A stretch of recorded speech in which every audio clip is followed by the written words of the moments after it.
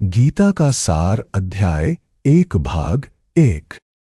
महाभारत में वर्णित धृतराष्ट्र तथा संजय की वार्ताएं इस महान दर्शन के मूल सिद्धांत का कार्य करती हैं।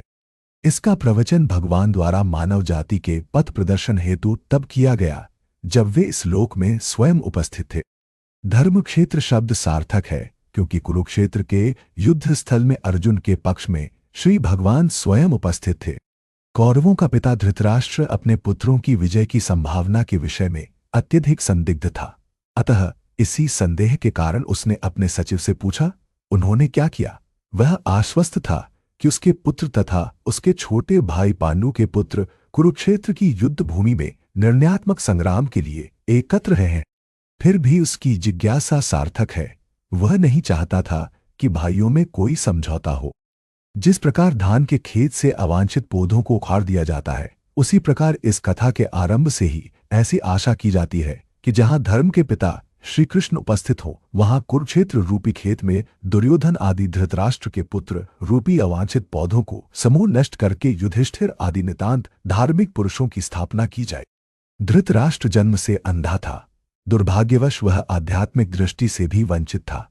वह यह भी जानता था कि उसी के समान उसके पुत्र भी धर्म के मामले में अंधे हैं, और उसे विश्वास था कि वे पांडवों के साथ कभी भी समझौता नहीं कर पाएंगे, क्योंकि पांचों पांडव जन्म से ही पवित्र थे। इसीलिए संजय युद्ध भूमि की स्थिति के विषय में उसके प्रश्न के मंतव्य को समझ गया। अतः वह निराश राजा को प्रोत्साहित करना चाह रहा था।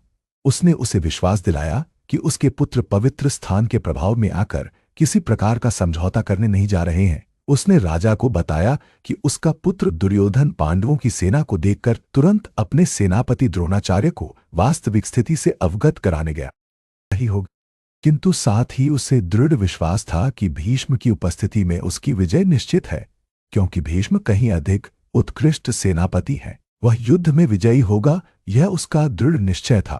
दुर्योधन को पूर्ण विश्वास था कि कुरुओं की विजय भीष्म देव की उपस्थिति पर निर्भर है। उसे युद्ध में भीष्मदेव तथा द्रोणाचार्य के पूर्ण सहयोग की आशा थी, क्योंकि वह अच्छी तरह जानता था कि इन दोनों ने उस समय एक शब्द भी नहीं कहा था जब अर्जुन की पत्नी द्रौपदी को असहायावस्था में भरी सभा में नग्न किया जा रहा था, और जब उसने उनसे न्याय की भीख मांगी थी। वह जानते हुए भी इन दोनों सेनापतियों के मन में पांडवों के लिए स्नेह था। दुर्योधन को आशा थी कि वे इस स्नेह को उसी तरह त्याग देंगे जिस तरह उन्होंने द्यूत क्रीड़ा के अवसर पर किया था। कुरुवंश के वयोवृद्ध पितामह अपने पौत्र दुर्योधन का मनोभाव जान गए, और उनके प्रति अपनी स्वाभाविक दयावश उन्होंने उसे प्रसन्न करने के लिए अत्यंत उच्च स्वर से अपना शंख बजाया, जो उनकी सिंह के समान स्थिति के अनुरूप था। अप्रत्यक्ष रूप में शंख के द्वारा प्रतीकात्मक ढंग से उन्होंने अपने हताश पौत्र दुर्योधन को बता दिया कि उन्हें युद्ध में विजय की आशा नहीं है, क्योंकि दूसरे पक्ष में साक्षात भगवान श्री कृष्ण हैं।